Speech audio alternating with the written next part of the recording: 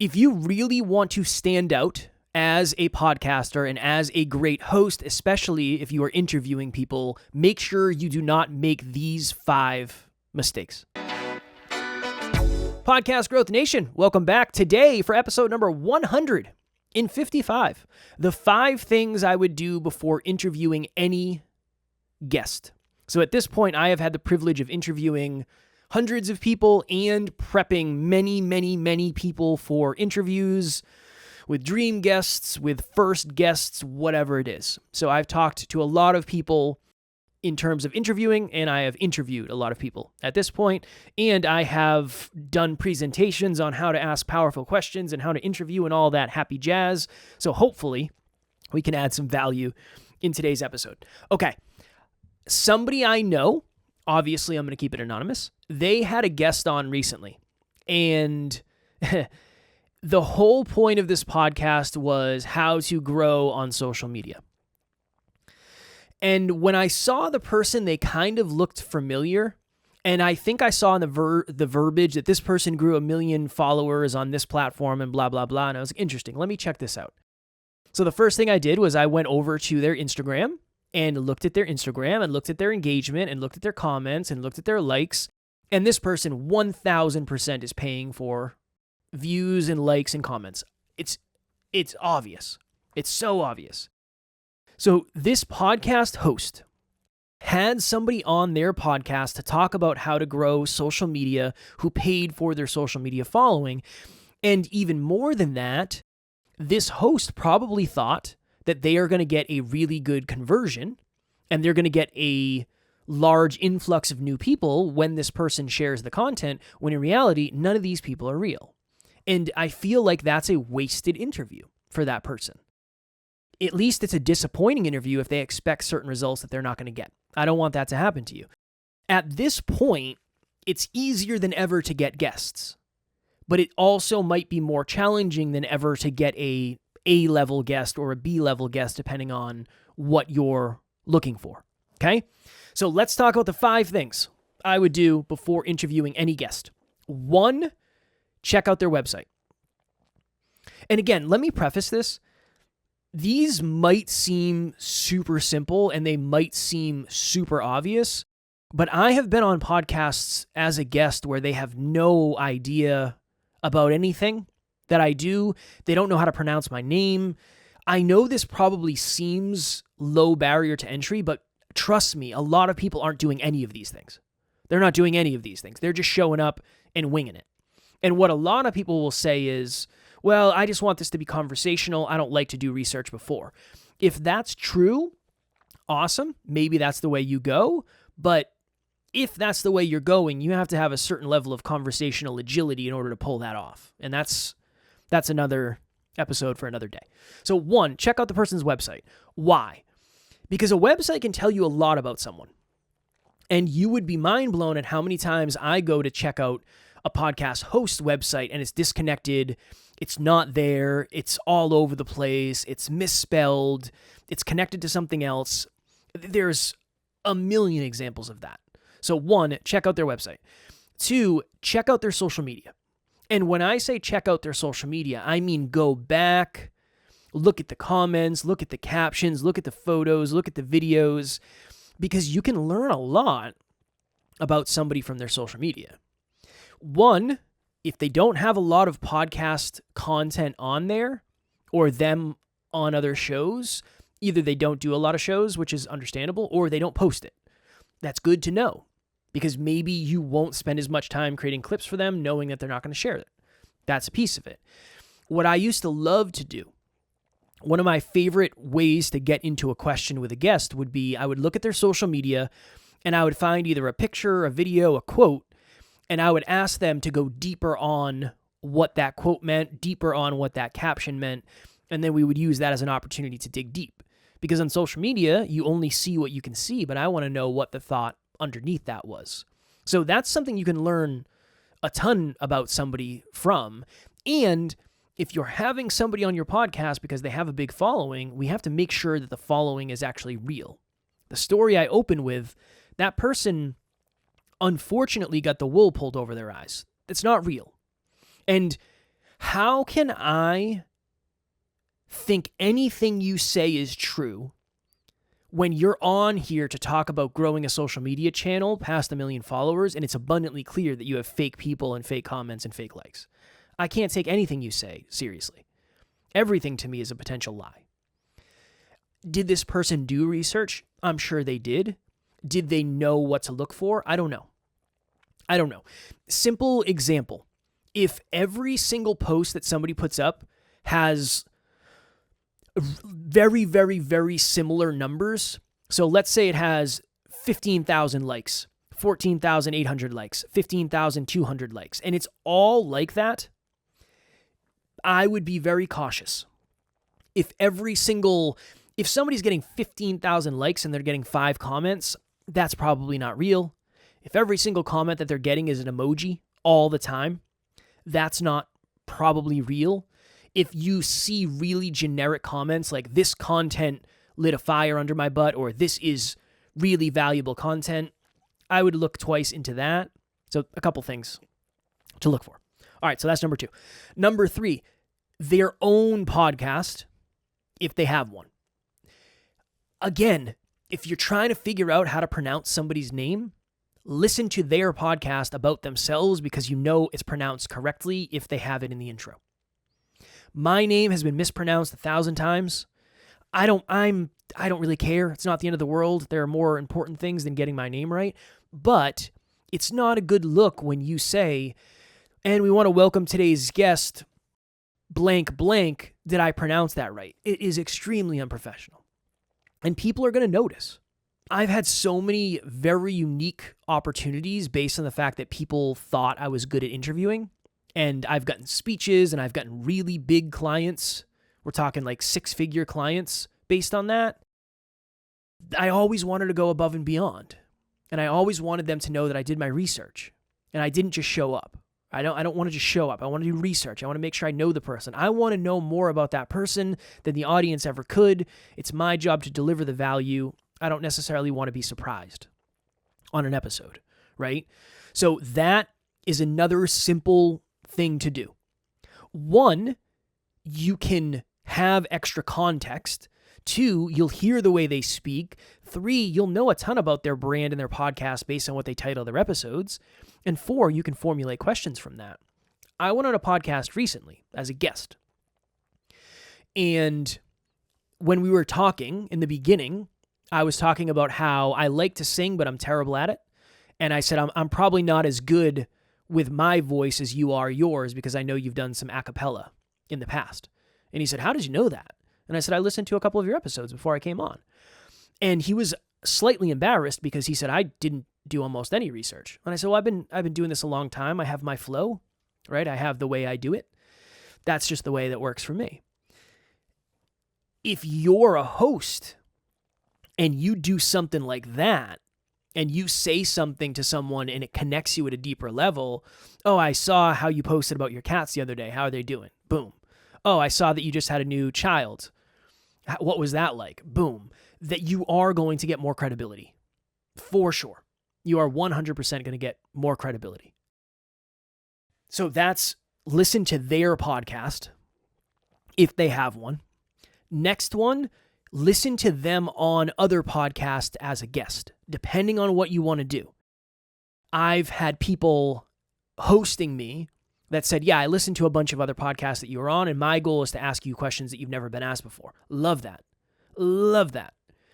Because here's the thing. If we reverse engineer what content is going to get shared, am I more or less likely to share a reel that somebody creates that's already been created a dozen times by other people? Or am I more likely to share a reel that is a question that has never been asked before? Second one, for sure. And it's not just about the interview.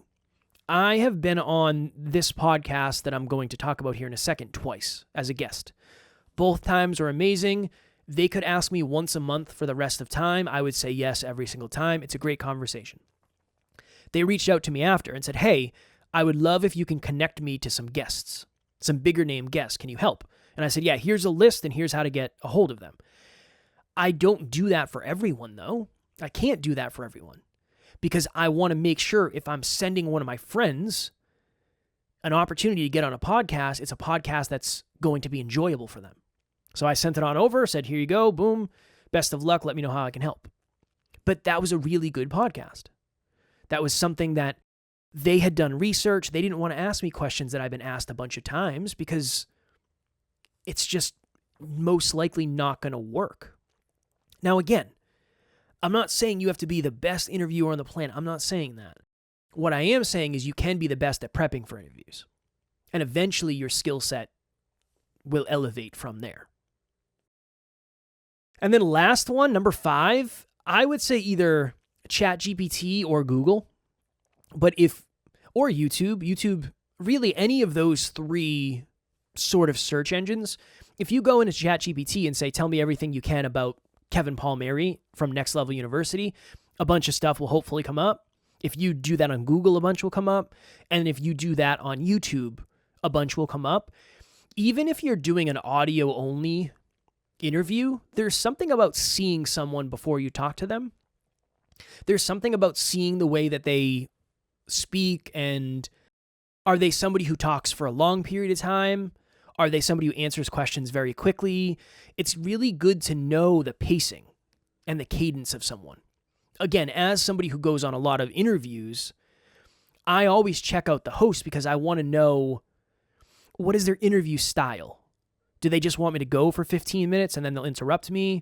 Is it a 30-minute interview where 5 minutes of it's going to be my story and then everything else is kind of rapid fire? I think that's super important to know. And especially as a host, you got to know what the style of the person across the microphone, across the table, the proverbial table, what is their style? How do they deliver? How do they speak? How do they storytell? Do they swear a lot? Do they talk about stuff that you don't want to talk about on the podcast? That's all super important. What's going on, guys? My name is Austin, and I've been working with Kevin for a few months now. If there's one thing that I find super valuable is his expertise on how to position the podcast to the right audience and fit the content into the overall business plan.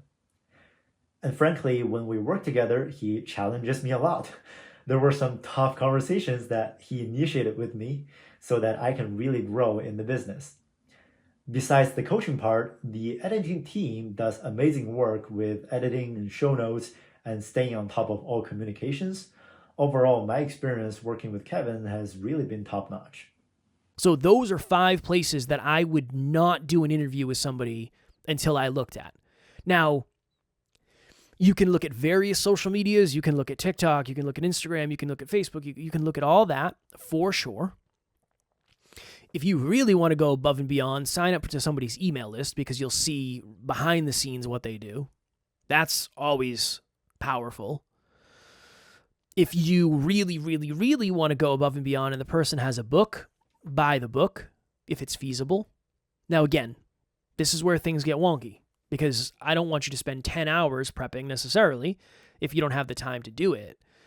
But at this point, I feel confident in saying prep is what sets people apart. We all have relatively the same access to technology. I mean, if you're podcasting, you have to have an internet connection and you have to have at least a cell phone. If you live, let's say, in the US and you have a little bit of disposable income, you can buy a microphone and you can buy a laptop. The playing field is relatively level. Now, I have done podcasts. I believe there was a couple. I believe one of the gentlemen was in Nigeria, and he was doing it like outside on his cell phone. And I was like, dude, good for you. Good for you for hustling and trying to get this up and going. Barrier to entry isn't super, super, super high. But the ability to get good at this is where things cross. You can buy this microphone. I can send you a link to it. I think it's $300 or $250. You can buy the camera that I use. You can buy the laptop I have. You can use StreamYard. You can use Riverside. You can use Opus Clip. You can use ChatGPT. You can do all that. But so can everybody else. The thing that you can do that other people can't is you can prep differently. I always wanted to prep more than anybody else. That was always my thing. Most of it was because of massive anxiety, very honestly. But that eventually became a superpower. I'll never forget, my business partner, Alan, and I were in California, and we were doing like 5 interviews while we were there. I think we were there for like 10 days. We went to an event. We were going to do 5 interviews. We went to Malibu, LA. We were all over the place. And I think the last interview we did was with one of our mentors at the time, and it was at his headquarters. We walk in. We greet the person sitting behind the desk, the receptionist. They say, let me call him down. He's in a meeting. Boom, boom, boom. We go into this room. There's a bunch of cameras, lights, camera, action. And there's like 4 people in there filming. And they say, okay, we have 27 minutes. We're going to start the timer now and go. There was no connection. There was no, what do you want to talk about? It was none of that. It was lights, camera, action. I had my questions written out. I had what I wanted to talk about prepped, and all of the prep work that I had done up until that point allowed me to conduct a relatively successful interview. Now, again, I was freaking out and I was nervous, but that's why the prep is so important. Just like anything else, if you want to be really good at driving, you're going to go above and beyond more than somebody else. If you want to be really good at cooking, you're going to have to put more time into it. If you want to be really good at fitness, you're going to have to put more time into it, right? Podcasting is no different. Speaking is no different. Interviewing is no different. So while the barrier to entry decreases through places like Podmatch and Matchmaker and all of that stuff, the skill needs to increase because you're not going to stand out based on other things as much anymore. I'm not going to say you can't. It's not as hard as it once was to have a nice backdrop. It's just not. I mean, this backdrop probably cost a couple $100, maybe, all things, lights, all that stuff. The lights I have on my ceiling, they're not that expensive, right? So it's not about that necessarily anymore. It's about asking good questions, connecting, delivering value, following up with questions, being relatable to your audience. That stuff matters a ton. So why do we get stuck when it comes to interviewing people? Why don't we look in the right places? Why do we get the wool pulled over our eyes? I think a lot of us are looking at numbers. So this person has X amount of followers. It's going to do X amount of result for me. Not this person has X amount of followers and has been on X amount of podcasts. I want to be the one that they remember. I think that's super common. 2, this is an interesting one. I think we get, as podcasters, significance when we get pitched by people. So I remember however many years ago, somebody reached out to me and said, hey, we're a podcast agency where we book guests for podcasts. Can we send you some people? And I said, yeah, let's see what you got. And we built a pretty decent relationship with this company, and they would send us people all the time. And eventually it got to the place where it was like, I don't really want to interview these people. It's not that they're bad guests. It's not that they don't have good stories. It's just, I wouldn't go out of my way to find these people. I got to start saying no. But it felt really good. And it's easy to say, here's somebody's profile. Here's their one sheet. Here's all the questions they like to be asked. I don't really have to worry about doing any research. You feel really good because somebody is showing interest in being on your podcast, and you forget that you still want to blow them away. I think that's a really common one. And I think that we fall into the trap of just imagining what would happen if the guest shared something and just not doing due diligence, not doing research. Again, I am predicting that the podcast guest space is going to change dramatically over the next 5 to 10 years because what people are doing is they're just having people on that spew garbage, essentially. Then eventually it comes out that that was garbage, and who is at fault? Is it my fault that I had the person on and I didn't vet them and I didn't do research? Or is it the guest's fault that they have been lying the whole time?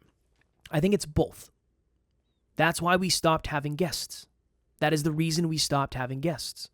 Because there were many that I just could not agree with, and I didn't think their message was actually positive, constructive, and valuable for our audience. Now, you could say, Kev, who are you to say that? I'm the host. It's my job. It's my job to make sure that the person on is vetted and what they're saying is actually truthful. I don't want to mislead people. I don't want to come on here and mislead you. I want to talk from evidence, from practice, from experience. Not, okay, I got to sell this book. What's the most sensationalized thing I can come up with, right? So I'm convinced over the next 5 to 10 years, there's going to be a falling out for certain podcasts who are just having garbage people on. And I don't mean garbage people as they're terrible people. Some of them are, but their messages are kind of built on lies, and I think we all kind of know it. Weird, but that's as far as I'll get into that. So I think those are kind of the common traps. And then another one is quantity over quality. So now there are certain platforms that will pay you for doing interviews. So every time you have a guest on, you get X amount of dollars. Love it. I love that. I think that's awesome, and that's great for the creators.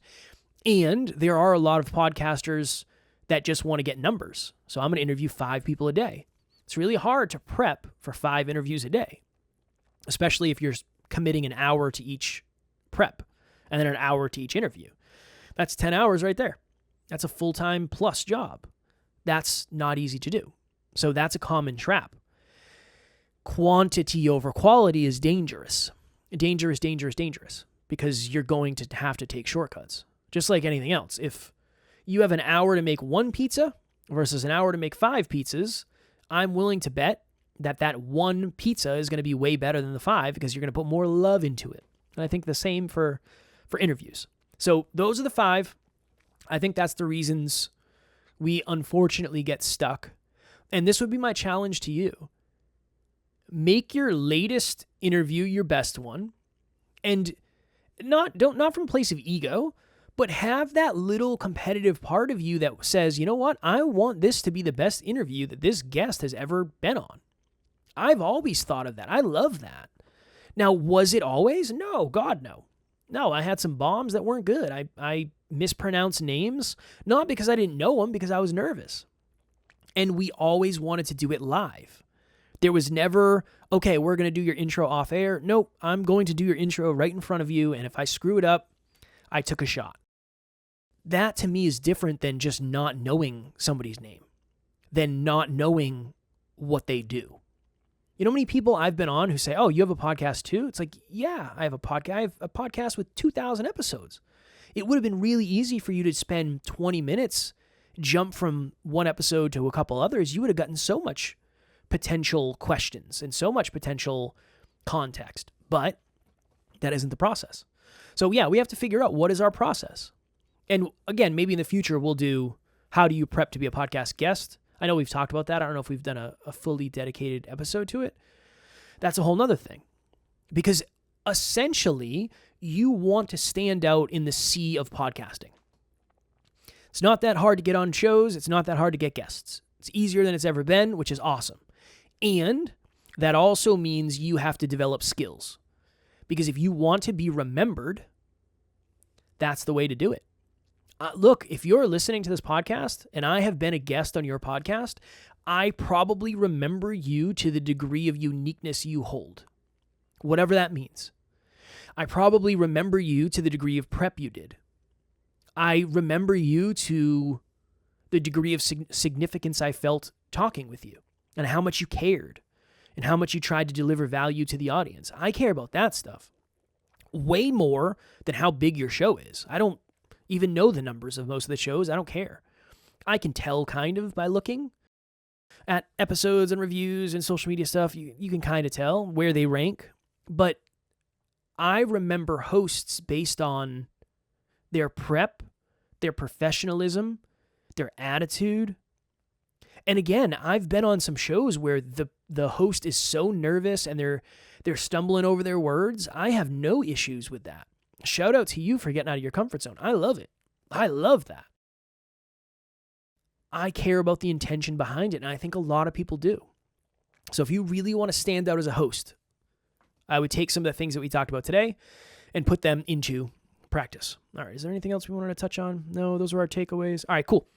All right, as always, if you are struggling with what we talked about today, if you want to be a better prepper when it comes to interviewing your guests, I'll have my link in the show notes for a free 30-minute podcast breakthrough session. We can literally go through it.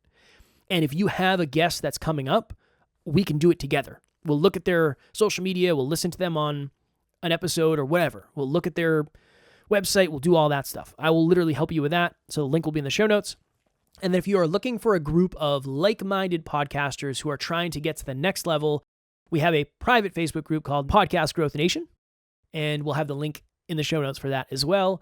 I hope that you're taking this shit seriously because, again, it's fun to start a podcast. It sounds fun. It's sexy to start. It's exciting. The thing that is going to set you apart from other podcasters is the prep. It's what you do before. It's what you do after. It's what you do during. And it's your standards. You got to have high standards for yourself because that's how you create a high quality, high standard product. So that is what I hope for you. As always, until next week, keep on crushing it, keep on podcasting, and I will talk to you all then.